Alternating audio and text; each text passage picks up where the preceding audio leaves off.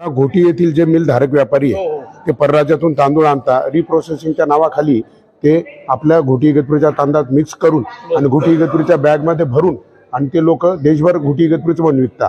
त्याने एक तर इगतपुरी तालुक्यातल्या शेतकऱ्यांचं नाव खराब होतं, ब्रँड खराब होतो. मग तो ब्रँड खराब होऊ नये त्यांनी स्वतंत्र इगतपुरी घोटीचं प्युअर भात म्हणून विकावं. मावळचं इंद्रायणी 80 रुपये किलोनी जातं, मग आपल्या इगतपुरी तालुक्याचं जाणार नाही का? आपला उत्कृष्ट भात म्हणून आपला तालुका देशामध्ये प्रसिद्ध आहे, तर तो एक वेगळा स्वतंत्र ब्रँड व्हावा दादा सगळ्यात पहिलं. आणि त्यांच्या त्या परराज्यातील तांदूळ इगतपुरी घोटीच्या बॅगमध्ये भरण्याला बंदी घालावी. हे दोन मुद्दे तुम्ही आज अधिवेशनामध्ये मांडावे ही माझी तुम्हाला कळकळीची पूर्ण तालुक्यातल्या शेतकऱ्यांच्या वतीने विनंती आहे.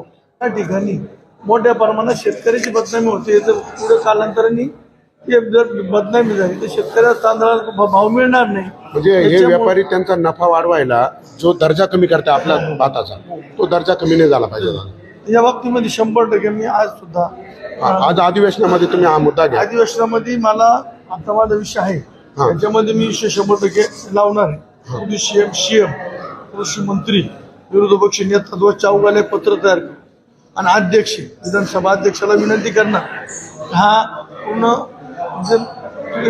हात मिक्सरला मिक्सिंगला कुठेतरी आळा बसला आणि ते आपल्या बॅगमध्ये भरायचं नाही.